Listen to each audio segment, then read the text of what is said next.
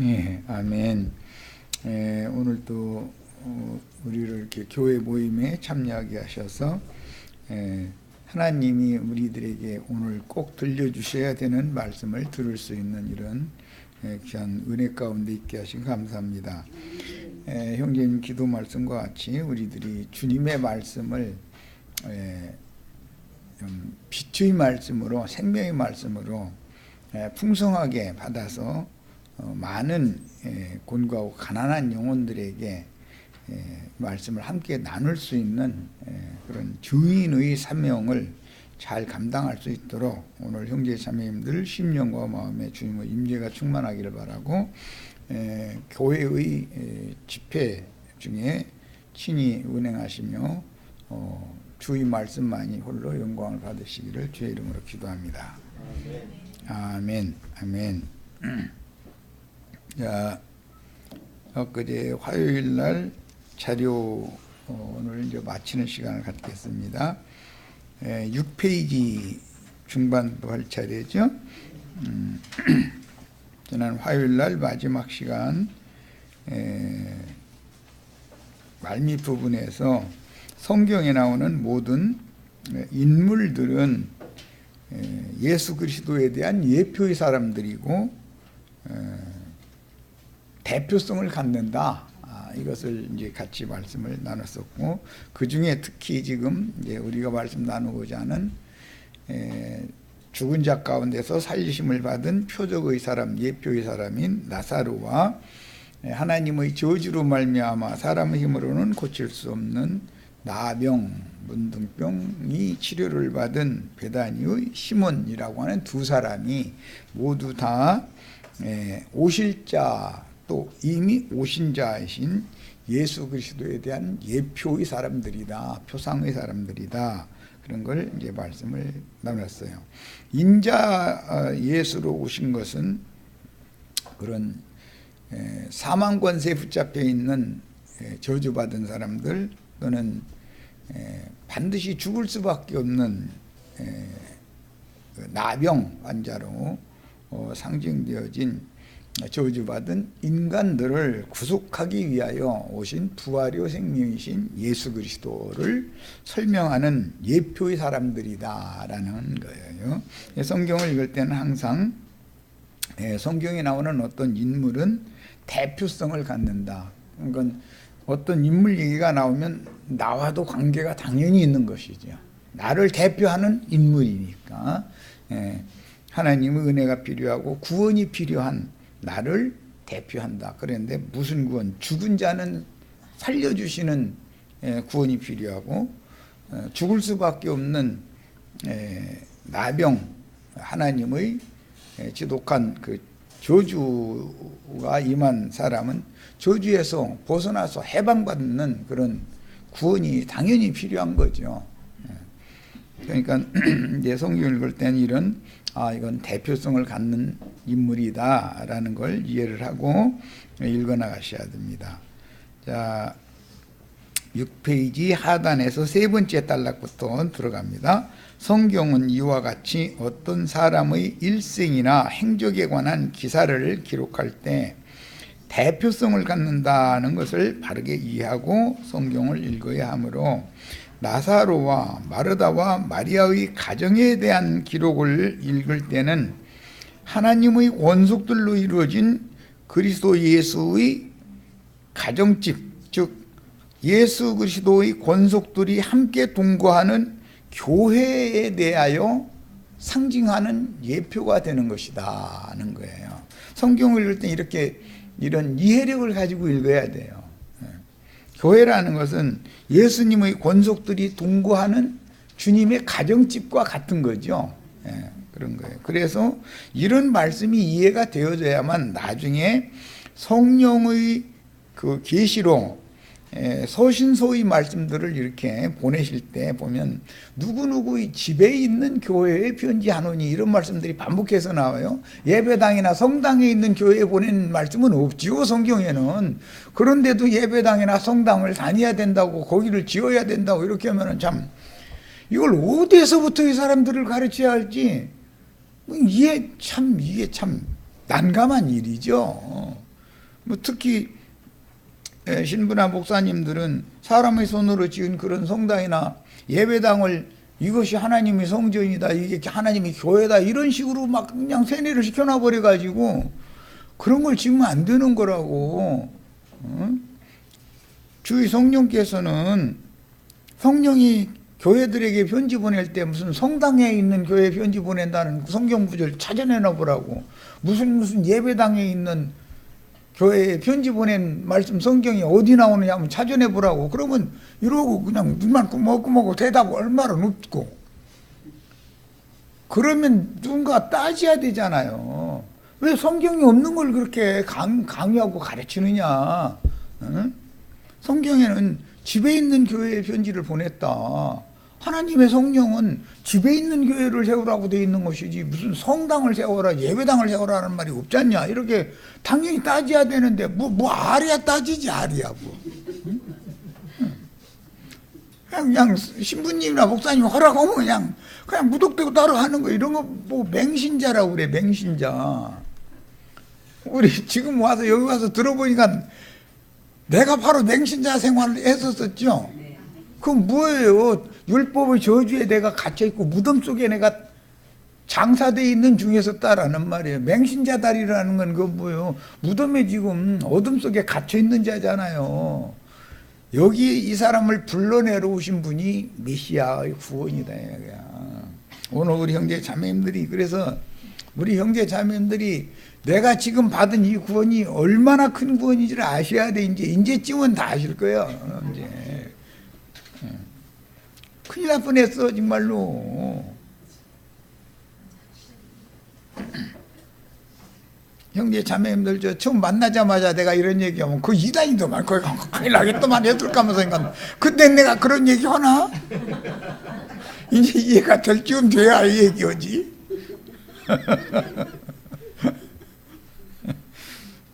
처음 만나가지고 얘기했으면 나오겠어요 여기? 그 흉악한 이단인데. 참 그러니 사람들 만날 때마다 나는 답답한데 저 사람을 어떻게 이걸 어디서부터 어떻게 차근차근 걸려넘어지지 않도록 잘 이거 설득을 해가지고 진리를 아는 데까지 이끌어 갈 수가 있을까. 이걸 진짜 참 사람들 만나면 한 짐이 아주 들어보면 벌써 아 이분은 신앙 수준이 어디까지 이르렀다는 게 딱 드러나거든. 그러면 이 사람 이제 어느 정도 뭔가 아는 것이 많은 사람일수록 걸리는 것도 쉽게 걸리는 거거든. 자기 아는 것이 있기 때문에. 그런데 그게 바르게 아는 것도 있지만 잘못 알고 있는 것이 거기에 혼재되어 있는 거거든. 그런데 이것을 정리를 시켜주려고 그러면 싫어하거든. 사람이라는 건.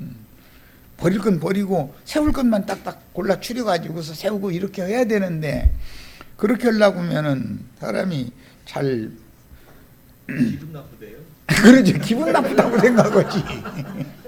예수님을 만났던 유대교 지도자들이나 유대교 교리에 세뇌당한 사람들이 그래서 예수님을 배척한 거든. 사람들이 성경을 몰라 그러는 게 아니에요.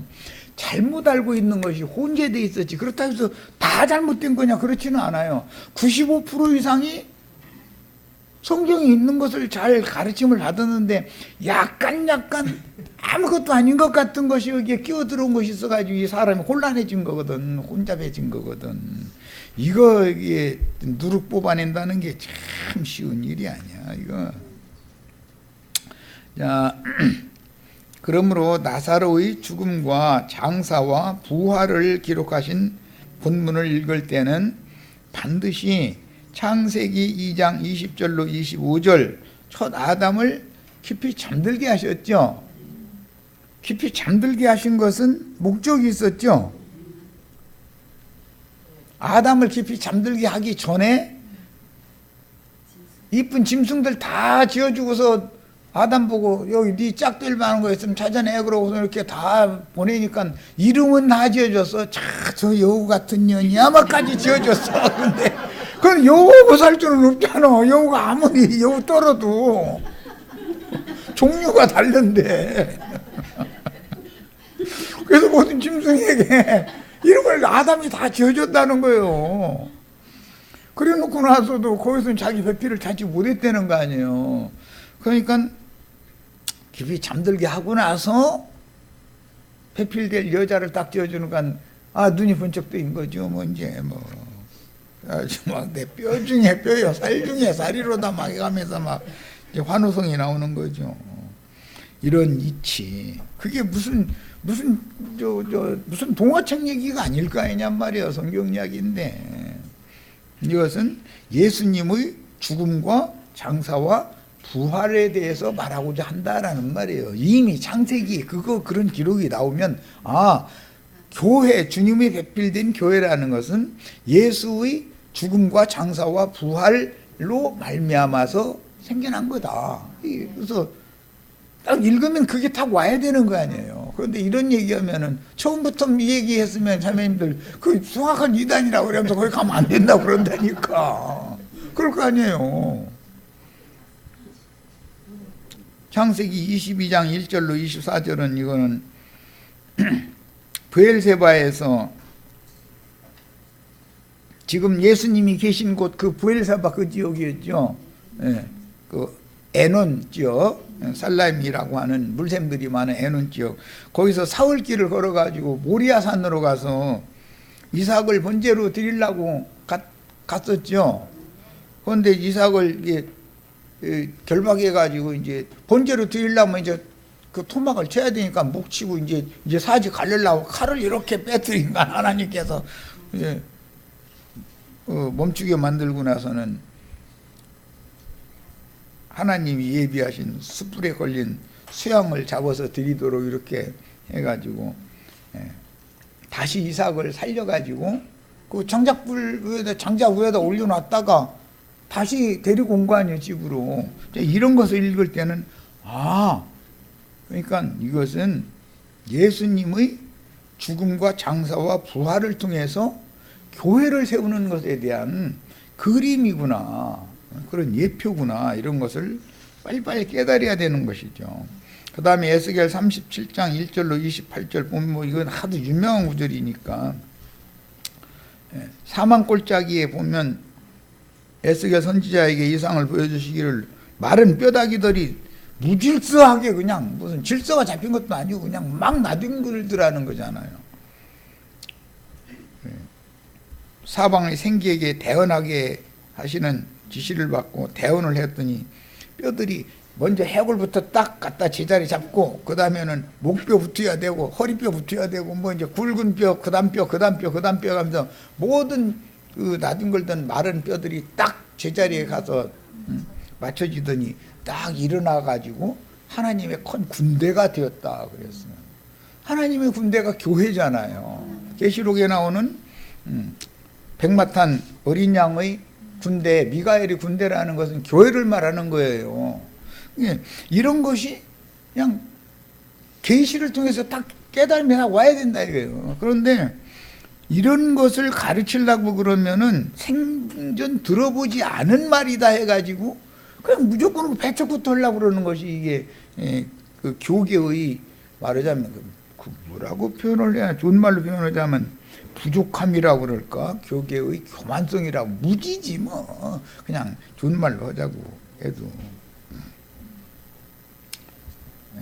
주님의 교회는 곧 하나님의 군대인데, 출애굽을 할 때 보면 이스라엘은 나의 장자라고도 하셨지만 하나님의 군대대로 나왔다, 이렇게 하나님의 군대가 나왔다고 돼 있죠. 이스라엘 백성들이죠. 나와서 광야에서 교회 생활을 한 거예요. 광야 교회 생활을. 이처럼 교회라는 것은 하나님의 군대다, 이런 인식이 세워져야 돼요. 그런데 마른 뼈들 다 죽은 뼈다귀들 했었는데 이거 막 무질서한 거예요. 새끼뼈가 막 지가 머리뼈 자리에 노릇하려고 대부분 다 그렇지 뭐. 중간뼈쯤 되면은 이건 뭐 말할 것도 없이 다 되는 내 꼬봉 돼야 돼 이러고. 그런데 맨 마지막 뼈다귀 이것도 지가 뭐 허리뼈 노릇하는 것처럼 막 머리 해골되고 싶어가지고 머리 되고 싶어가지고 하긴 뭐 남 얘기할 것 없이 나부터 그랬으니까 뭐. 하나님이 보시기에는 얼마나 가소롭겠어. 얼마나 무질서의 인간이. 하나님은 질서의 하나님인데 질서가 없는 거야. 다 머리 들라고 그러니까. 세상 말로도 사공이 배에 너무 많으면은 배가 산으로 가버린대잖아. 그러니까는 이런 건 뭘 상징하는 거예요? 세상 교계에 알지도 못하면서 아는 체 하는 율법 선생들이 너무 많으니까 저기 교회가 정상적으로 한결할 수 없다 지금 그 말이잖아. 엉뚱한 데로 다 빠져나가고 파선하고 그러고 있는 거죠. 한 사람 아담을 깊이 잠들게 하여 그 옆구리의 갈빗대로 아담의 배피를 지어주신 내용과 한 사람 이삭을 모리아산의 번제단에 드렸으나 여호와께서 친히 준비하신 대속물로 번제하게 하시고 이삭을 제단에서 다시 일으켜 아브라함의 씨로 주신 내용을 이해하지 못하면 요한복음 11장의 이 기사 성경을 이해를 할 수가 없는 거다. 기본적으로 나사로의 부활이라는 것을 이해를 하려면 이미 앞에 예표로 나와 있는 그런 것을 다 영감으로 계시를 받고 나서야 신약 성경을 해석할 수 있는 거다. 구약 성경을 모르고 신약 성경을 해석한다고 떠드는 사람들은 내가 보기에는 참 무지해도 한참 무지한 사람들이야. 예수께서 사랑하시는 나사로는 아브라함이 사랑하는 독자 이삭을 상징하고 다윗이 밧세바에게서 난 솔로몬으로 상징되는 하나님 나라의 왕권을 이어받을 후사인 하나님이 사랑하시는 인자 예수를 상징하는 예표의 사람인 것이다. 성경을 읽을 때는 이런 계시가 필요해. 대표성을 갖는다. 성경이라는 건. 자, 이제 8절로 10절 갑니다. 제자들이 말하되 랍비여 방금도 유대인들이 돌로 치려 하였는데 또 그리로 가시려 하나이까. 예수께서 대답하시되 낮이 12시간이 아니냐. 사람이 낮에 다니면 이 세상의 빛을 봄으로 실족하지 아니하고 밤에 다니면 빛이 그 사람 안에 없는 거로 실족하느니라. 지금 이 말은 바깥 물질계 세상의 빛을 비유로 들어서 사람의 내면의 빛을 다루고자 하는 거죠. 사람 안에 빛이 있느냐 없느냐 궁극적으로 말하자 하는 것은 이거죠. 이 말씀부터 이어가는 목적은 지금 죽은 지가 나흘 돼 가지고 무덤 속에 장사되어 있는 나사로는 빛 가운데 있는 중이요 어둠 가운데 있는 중이요 이것을 말하고자 하는데 그 어둠 가운데서 불러내는 얘기다 이 말이에요. 나사로의 부활이라는 건 뭘 말하는 거라요? 어둠에 잡힌 영혼을 불러내는 것을 상징한다 이런 말이에요. 이렇게 해석을 해야 가장 합당한 거예요. 그냥 문자대로 막 죽은 나사로가 나흘 됐는데 그냥 막 무덤에 가서 예수님이 나사로야 나오라 했더니 막 나왔다 막. 예, 문자대로는 그렇습니다. 그렇지만 거기에 말하고자 하는 건 성경이잖아. 우리 속사람 영혼을 구원하고자 하는 구속사를 목적으로 기록한 성경이지 세상이 무슨 물질적인 무덤에서 예수님을 불러낸다 해서 누가 나오겠어요? 거기 가서 거기서 이미 앞에 요한복음 5장 6장 때 말씀 나눴던 내용이에요. 죽은 자들이 하나님의 아들을 들을 때가 오나니 곧 이때라. 듣는 자는 살아나리라. 죽은 자들이 지금 살아난 얘기하는 거죠. 나사로는 모든 죽은 자들이 살아나는 것에 대한 표적, 예표의 사람이 나사로의 부활이지. 이해되셨죠? 우리가 다 죽은 자들이었었죠. 깜깜한 흑암 중에 누워 있었죠. 송장한테 입혀놓는 수 입고 있었죠. 그런데 그것이 그렇게 이쁘고 좋다고 그거 자랑 많이 하고 다녀봤죠. 나는 뭐 이런다 저런다 나는 막 내가 이랬다 저랬다 막 그게 인간 행위 자랑 이게 하나님 볼 때는 송장한 대표는 수인데 그것을 막 그냥 막 참 답답한 사람들이지. 그러면 오죽하면 엊그제 내가 그래서 하나님이 원래 주신 말씀 생명을 얻게 하는 말씀에는 순종을 그렇게 안 타가도 저주의 말씀을 막 꼽아서 놓으면은 그 말씀은 그렇게 순종하느라고 땀을 내는 것은 열성을 다한다네 그랬는데 그 에스겔서에 보면은 제사장은 땀나는 옷 입으라겠어요? 땀나는 옷 입지 말고 희곡고운 세마포 입으라겠어요? 털가죽으로 된 옷, 땀나는 옷 입지 말라고 그랬어. 그런데 땀내는 걸 그렇게 좋아요. 하여간 나 이게 정말 참 웬일인지 모르겠어. 하지 말라고 하면 꼭 그것만 해 또. 하라는 건 않고. 그러면서 우리 목사님은 말씀대로만 한대 말씀대로만. 그게 말씀대로 하는 거예요? 하지 말라는 것만 골라 하는 거지?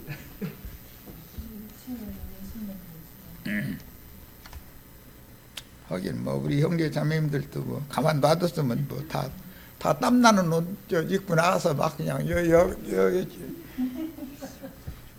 여기에서 막 내 주를 가까이 하게 하면 막 해가면서 막 주 예수를 믿으라 해가면서 나 또 그러고 또 남을 분들이잖아. 그러니까 여기까지 왔지.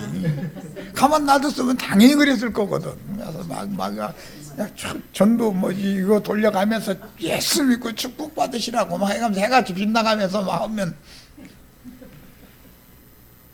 하나님 오실 때는 그게 아이고 제발 좀 가만히 좀 있어라 너들 좀 아이고 내가 좀 일 좀 하자 네가 나서서 그랬었지 말고 내가 좀 이렇게 좀 가만히 좀 있어라 그러면 예수님은 저 뒤에 계시고 내가 해야지 막 이제 막 이러는 거지 뭐 그냥 자기 의로운 행위 자랑이지.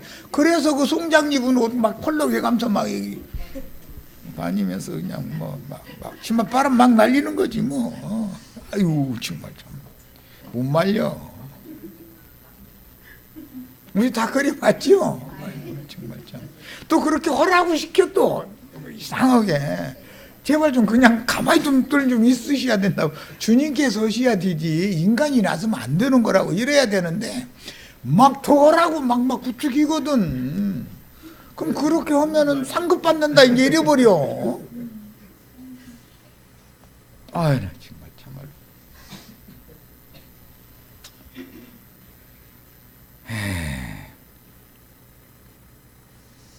초막절 절기 때 예루살렘에 모였던 두 부류가 있었죠. 갈릴 지역에서 모인 무리는 예수님은 사람이 행할 수 없는 표적을 행하시는 그 선지자다라고 했고 소경도 눈 뜨고 나서 그렇게 인정했죠. 그런데 유대 지역에서 온 유대인들은 그 선지자가 아니라고 자꾸 빡빡 우기고 이게 똑같은 예수를 만났는데 파가 이렇게 딱 갈라져 버리는 거죠. 그 다음에 제자들이 예수를 죽이려 하는 자들의 위협에 대한 말을 한 것을 기회로 삼아서 주님은 즉시 창세기 1장 3절로 5절 빛과 어둠을 나누는 말씀을 인용을 하셨어요. 유대인들이 돌로 치려하였는데 또 그 그리로라는 건 유대 땅으로 또 가려 하십니까? 이제 이러고 제자들이 이제 만류를 하니까 예수님은 즉시로 낮과 밤에 대한 말씀을 딱 갖다 연결하죠. 이것은 우리로 하여금 낮, 밤, 빛, 어둠이라는 것이 성경이 말하는 낮, 밤, 빛과 어둠이라는 것이 뭔가를 지금 말하고자 하는 것이다라는 걸 알 수 있잖아요.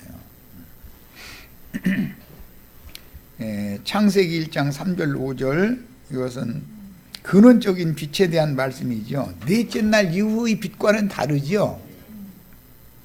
하나님이 이르시되 빛이 있으라 하시니 이 빛은 이제 문자대로는 이미 있었던 거예요. 빛을 지금 창조하신 게 아니라 있으라 한 거예요. 빛은 이미 창조되어 있었는데 어둠으로 가렸다가서 다시 빛이 드러나는 얘기를 지금 하는 거단 말이에요. 자, 빛이 있었고, 이것은 창조된 게 아니에요. 빛이 하나님 보시기에 좋았더라. 첫째 날 하신 일은 창조된 빛을 무언가 때문에 가려졌었죠. 태초에 하나님이 천지를 창조하셨는데 땅이 공허하고 혼돈하며 어둠이 깊음 위에 있었어요. 그 어둠 때문에 빛이 가려져 있었다 이거예요. 그런데 어둠을 물러가게 하면 빛이 있게 되겠죠. 이 얘기예요. 그럼 빛의 창조 얘기가 아니에요. 이 얘기는 하나님이 빛과 어둠을 나누셨다. 하나님이 빛을 낮이라 부르시고, 지금 낮이 12시간이 아니냐 이 말은 지금 내가 너희와 함께 있는 동안은 낮이다 지금 그 말이죠. 낮과 밤이 하루라고 하는 것은 교차하잖아요. 낮이 절반이 있고 밤이 절반이 있는 것이죠. 지금 그 얘기를 예수님이 딱 갖다 들이대는 거예요. 그 다음에 어둠을 밤이라 부르시니라. 예수님이 지금 제자들을 가르치기 위해서, 예수님 조금 전에도 유대 땅에 있을 때 예수님 돌로 쳐 죽이려고 그랬잖아요. 그랬는데 거기 또 가시면은 예수님 유대인들한테 돌 맞아 죽을 거 아니에요 하고 지금 만류하는 거잖아요. 그러니까 예수님은 뭘 가르쳐야 돼요? 여기에서 나를 대적하는 자들은 어둠의 자식들이다. 사망 권세에 붙잡혀 있는 죽은 자들이라 그러는 거다 그 말이고, 너희는 낮의 빛의 자식들이기 때문에 내 안에서 행하면 실족하지 않지만 유대교 지도자들의 그 가르침대로 행하면 다 실족해서 망하게 돼 있는 거다. 지금 이걸 가르쳐야 되기 때문에 말씀이 엉뚱하게 대답한 것이 아니다 말이에요. 예수님 뭔가 생각이 있어서 이렇게 대답을 하는 거단 말이야. 유대인들이 돌로 쳐 죽이려고 그러는데 뭐라고 유대 땅에 또 가시려고 그래요 하고 만류하니까 빛과 어둠, 낮과 밤을 딱 갖다 들이대잖아요. 예수님이 뭐 무식해서 말귀 못 알아들어서 이러는 게 아니단 말이에요. 지금 예수님 같이 지혜로운 분은 세상에는 없어요.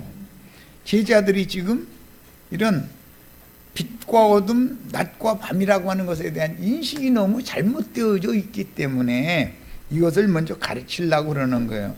이 어둠에 잡혀 있던 자가 빛의 세계로 나오는 것이 무덤에 죽은 자가 장사되어 있다가 나오는 거죠.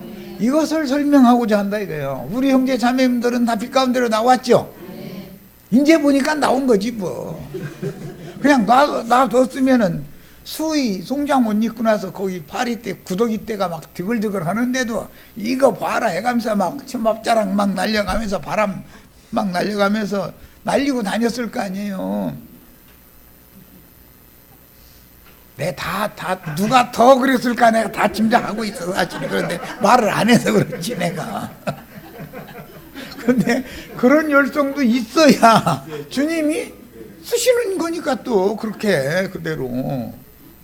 사울같이 열성이 있으니까 그 사람 딱 정오에 빛보다 더 밝은 빛으로 딱 찾아오셔가지고 어둠에 잡혀있던 그를 죽은 자 행실이었던가에 사울이 예수 믿는 자들 다 결박에다가 넘겨서 죽이려고 하는 것은 그게 사울이 그게 산 자는 그런 짓을 않는 것이거든. 그런데 생명의 빛이 정오에 하늘의 햇빛보다도 더 밝은 빛으로 사울을 딱 찾아와가지고 사울을 딱 사로잡아버리니까 사울이 딱 거꾸로 져버렸다는 거거든.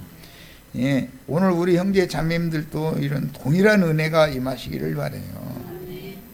성경에서 어둠과 빛, 밤과 낮이라는 용어에 대한 이해도는 그 사람의 신앙 인격의 수준을 나타내는 척도가 되는 것이다. 이 말은 얼마만큼 빛이 그 속에 충만하고 그 속에 있던 어둠이 얼마만큼 물러갔는가의 정도는 그 사람의 신앙 수준이다 이거예요. 똑같은 성경을 읽어도 벌써 쫙 연결을 해서 이것은 뭘 말하고자 한다라는 게 계시가 딱 와야 되는 거잖아요. 그게 그 사람의 온전케 된 정도인 것이죠, 이것이. 창세기 1장에는 두 빛 이야기가 나왔어요. 1장 3절 5절 생명의 빛에 관한 말씀이 나왔고 14절로 19절까지에 보면 하늘의 큰 광명과 별들을 만드신 다음에 그것도 창조하신 게 아니에요. 창조되어 있던 것을 만드신 거예요. 다시 회복시켜 놓은 거예요. 자, 만드신 다음에 날짜와 사시와 연한을 이루게 한 그 빛이 있죠. 그래서 창세기 1장에 이미 빛이라는 용어가 물질 세계의 창조 세계 인간들의 눈으로 볼 수 있는 그런 빛과 어둠이 있고 그 이전에 이미 빛과 어둠이 또 있다는 것을 창세기 1장에 이미 계시를 해놓고 있다 이거예요. 그런데 물질 세계의 빛 이전에 있던 빛은 말씀이 육신이 되어 오신 예수 그리스도 자신을 말하는 거단 말이에요. 말씀이 빛이죠. 말씀이 육신 되신 예수님이 빛이잖아요. 내가 세상의 빛이고 난 참 빛이다. 그랬으면 내가 참 빛이다 그랬으면 모형적인 세상의 빛이라는 것은 모형적인 햇빛이나 달빛이나 이건 모형적인 빛일 뿐이지 않냐 이 말이에요. 이런 거에 대한 이해가 있어야 된다는 거예요. 자, 본문에 나오는 빛은 창세기 1장 2절 땅이 혼돈하고 공허하며 흑암이 깊음 위에 있었다. 이 흑암, 어둠이 깊음 위에 있을 때 하나님의 영은 하나님의 신은 수면 위에 운행하시니라 라는 말씀에 이어지는 말씀이며 온 천지가 흑암에 휩싸인 상태에서 선포된 말씀이므로 흑암을 물러가게 하는 참빛, 생명의 빛이요 흑암이 깊음 위에 가득할 때는 밤이고 흑암이 물러가고 온 우리의 우주 전체를 환하게 비출 때는 낮이다라는 개념인데 이것은 사람 속에 빛이 없으므로 라고 말씀을 하셨기 때문에 참빛은 사람의 속에서 역사되는 것이죠. 자, 그게 진짜 어둠이라는 것도 사람 속에 있는 것이 어둠인 것이지 진짜 어둠이지 밖에 밤이 와서 어두워지는 이것은 표상일 뿐이다 이거예요. 자, 고린도후서 4장 3절로 6절 만일 우리의 복음이 가리었으면 이 가리는 것이 이게 참 문제죠. 복음이 없는 게 아니에요. 복음이 전파가 되어져도 가리는 역사가 있는 거다 이거예요. 진리는 가려주고 거짓이 역사를 더 활동을 더 활발하게 하면 사람이 거짓 빛에게 속아가지고 다 어둠의 자식들이 되어버릴 수가 있는 거다. 어둠에 다 끌려가 버리기 때문에. 자, 우리의 복음이 가려졌으면 망하는 자들에게 가려진 것이다. 그 중에 이 세상의 신이, 이 세상 신은 광명을 가장한 천사지요. 완전히 진짜 어둠으로 나타나는 게 아니에요. 이 세상 신은 가장된 빛으로, 거짓 빛으로 나타나서 접근해서 사람을 속이는 것이죠. 믿지 아니하는 자들의 마음을 혼미케 한다. 혼미케 하는 거예요. 마음을 어둡게 한다고 하지 않고 혼미케 한다. 분별력을 잃게 만들어 버린다는 거예요. 뭐가 참이고 뭐가 거짓인지 분별력을 잃게 만드는 거예요. 야, 이렇게 혼미하게 되면은 본인이 무지라고 하는 것에 붙잡히게 마련인데, 이 세상신은 사실은 사람들을 무지, 어리석음 안으로 끌어가는 거죠. 그런데 여기에 붙잡히면 자신은 내가 지혜롭다, 나는 다 한다, 나는 다 깨달았다, 내가 제일 옳다 이렇게 생각하게 하지, 내가 잘못됐나? 내가 혹시 뭔가 실수하는 건 아닌가? 이렇게 생각하기는 않죠. 이것이 혼미한 거다, 이게. 사람이라는 건 빡빡 우길 때, 그때가 사실은 완전히 어둠에 꽉 붙잡혀 있을 때인 것이거든. 그런데 본인이 너무 맞으니까 그러는 거예요, 그게. 그런데 나중에 그것 때문에 큰 실패가 온 다음에 보니까 아차, 그때 그렇게 하지 말고 이렇게 하는 게 더 낫는데, 그때서 참 빛이 오죠. 그러면 나라고 하는 것을 부인하는 것을 훈련시키는 방법이다 이거야. 자, 그래서 성경에 어둠이라는 것은 무지고 교만인 것이고, 빛이라고 하는 것은 지혜인 것이고 겸손인 것인데, 이것이 그게 그것 같고 그게 그것 같아. 깨달음이 없을 때는 하나님의 지혜와 인간 세상의 지혜가 만약에 대립을 하면, 하나님의 지혜는 인간의 지혜, 세상 지혜에 의해서, 저 세상 말로 맥도 못 쳐. 그러죠? 세상 지혜 지식이 막 새끼 돌아가기 시작하면은 거기에 딱 붙잡히는 거거든. 사람이라는 건 세상 없는 사람이 얘기해도 소용없는, 그 사람은 나를 해코지 하려고, 내가 뭐 하려고만 하면은 회방하는 얘기만 하는 사람으로 딱 이렇게 돼버리는 거거든. 다 우리 경험 있죠?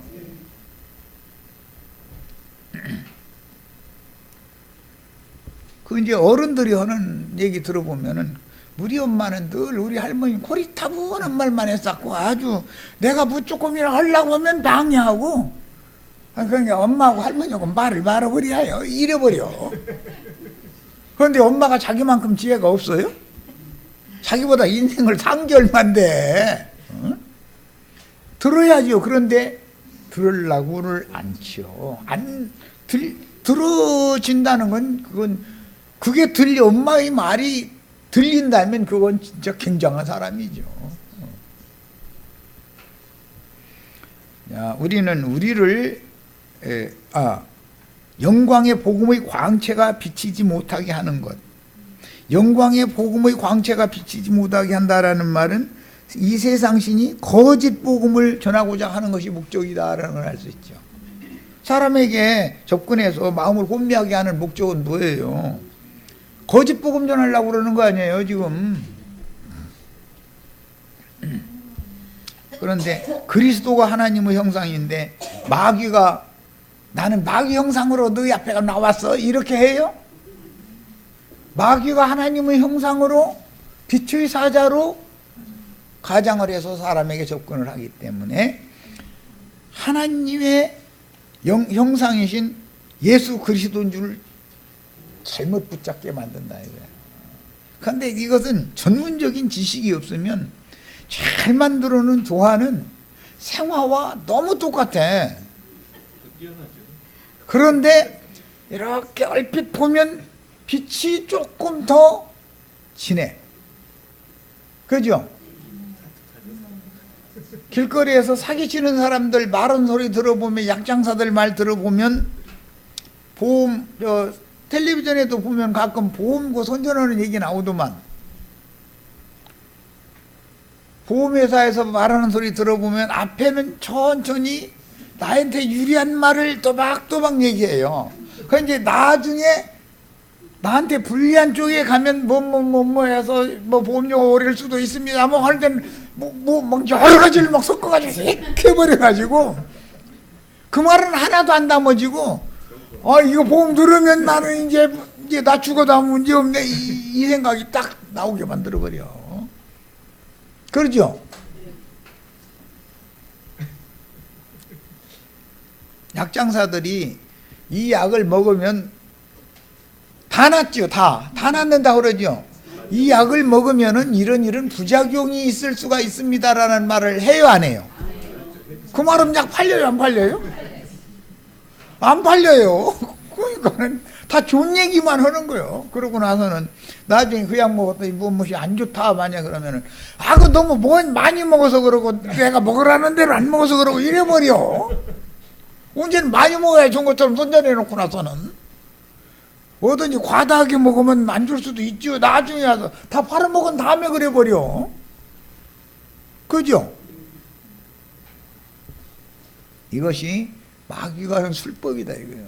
항상 말쟁이들은 나처럼 말을 이런 식으로 하면은 사람이 현혹돼야 안 돼요. 따박따박 하고 말을 좀 더듬으려 잡고 이러면은 신경 써서 듣기 때문에 맹신을 할 수도 없어요. 판단해가면서 들리지. 그런데 막 금쟁반에 옥구슬, 은쟁반에 금구슬인가 나 그거 잘 그거 막 굴러가는 소리로 막 또 거기다 대고 그 목소리는 유순하니 막 인자함이 막 넘쳐나는 막 그냥 사랑이 절절 흐르는 목소리로 나처럼 이렇게 무슨 그 저 싸구려 장사 목소리 이런 소리 나면은 손님 안 와. 손님 올라다가도 에이 목소리 들어보니까 틀렸더만 이래버려. 유순한 목소리로 무게 있는 목소리로 이런 식으로 해가지고 앞뒤가 딱딱 맞도록 말을 딱 조리기 잘해서 해놓으면은 안 속을래 안 속을 방법이 없어. 안 속는 게 이상해 그건 또.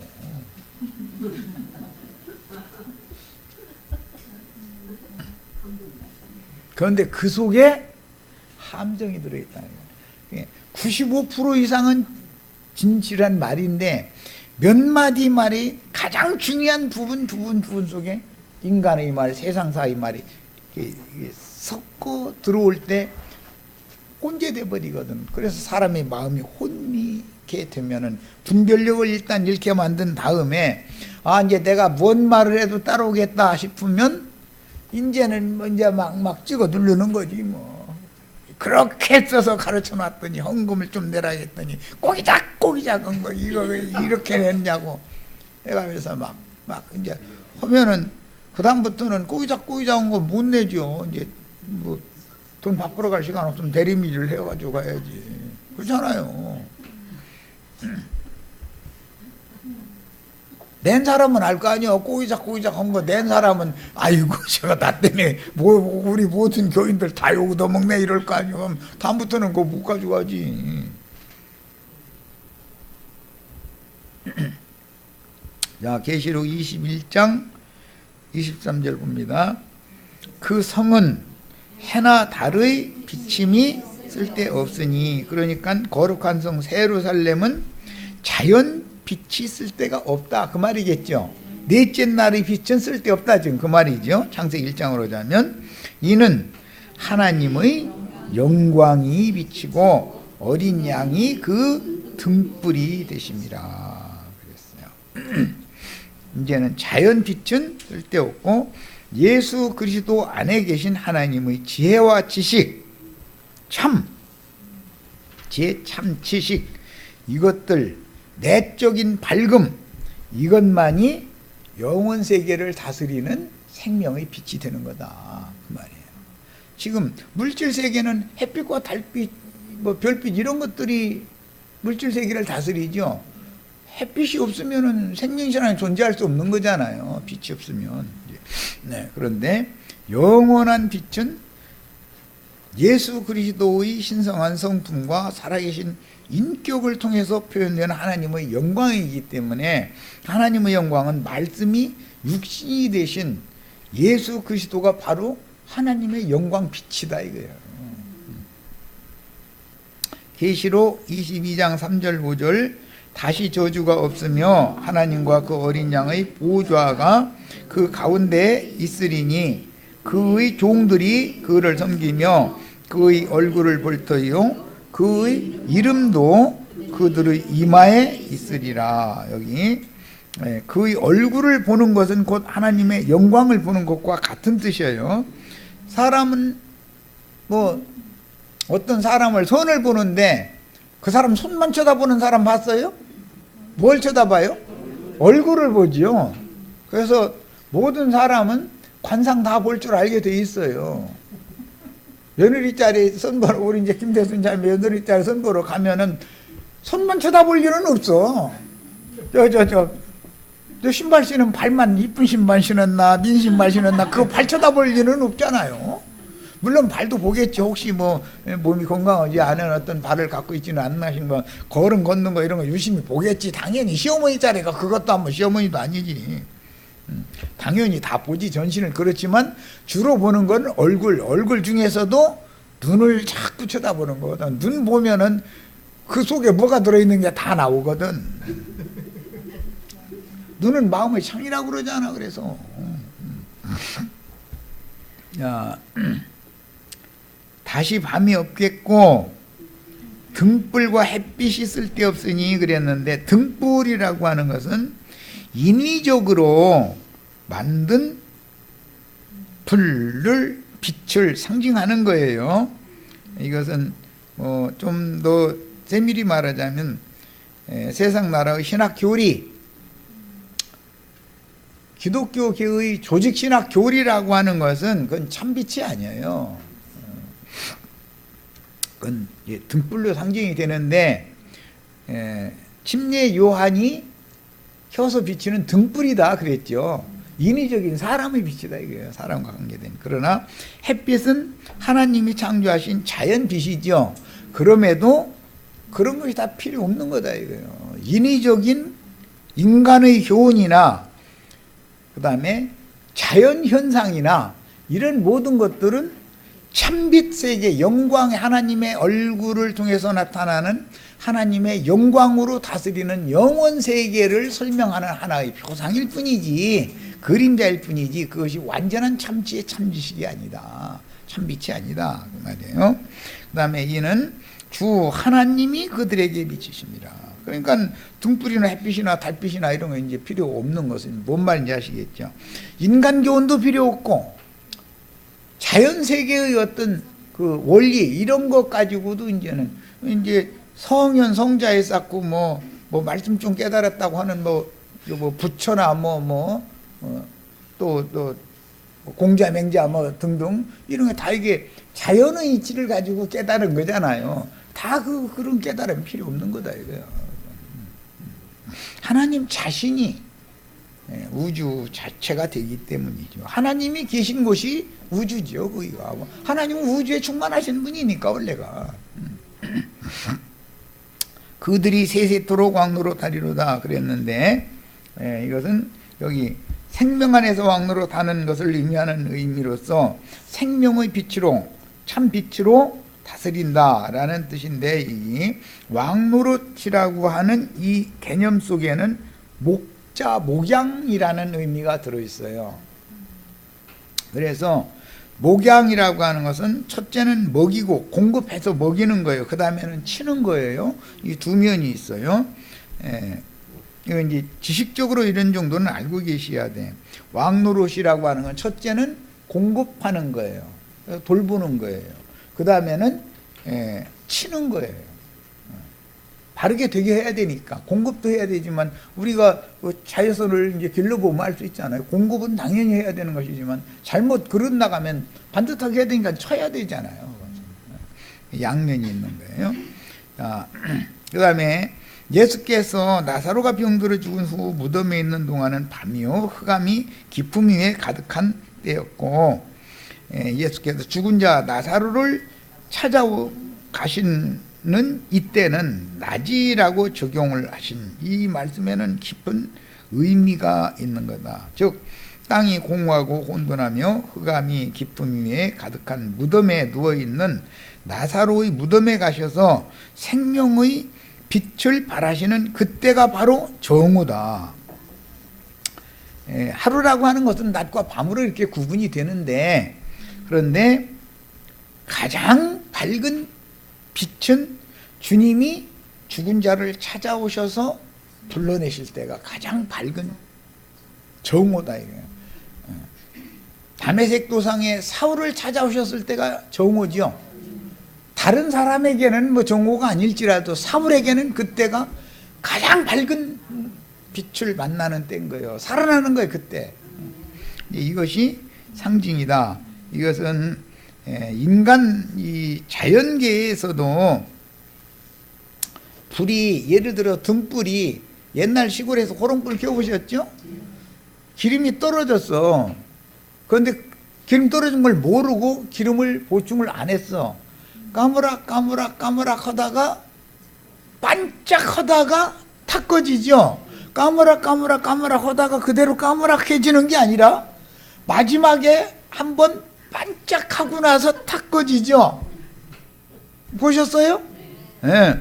자, 이것은 인간 세상에서도 인간이 육으로 살다가 죽음을 앞둔 순간에 찰나라고 그러죠. 뭐 불가 이런 데는 찰나라고 하는 게 눈 깜빡하는 그 순간에, 아주 짧은 순간에 번뜩하고 빛이 딱 오고 나서는 끝나는 거예요. 그 번뜩하는 것은 심지가 마지막으로 타기 때문에 그래요. 심지에 마지막 고여있던 그 기름을 마지막 불을 딱 태우고 나서는 불이 꺼지기 때문에 마지막 그 불꽃이라고 그러는데, 그런 걸 일러서 불멸의 자각이라고 해요. 불멸의 자각. 이것은 모든 사람이 이 생을 떠날 때는 누구나 마찬가지로 마지막 이 심지, 나에게 주신 생명줄이 끊어지는 때가 오지요. 이걸 지금은 혼불이 지금 타고 있잖아요. 그래서 이제 우리 혼불 나갔다 이제 이렇게 말하잖아요. 혼불이 내 속에 하나님이 본래 기름으로 부어 주시는 원천적인 태울 수 있는 기운이라고 하는 것이, 타고난 기력이라고 하는 것이 다 있죠.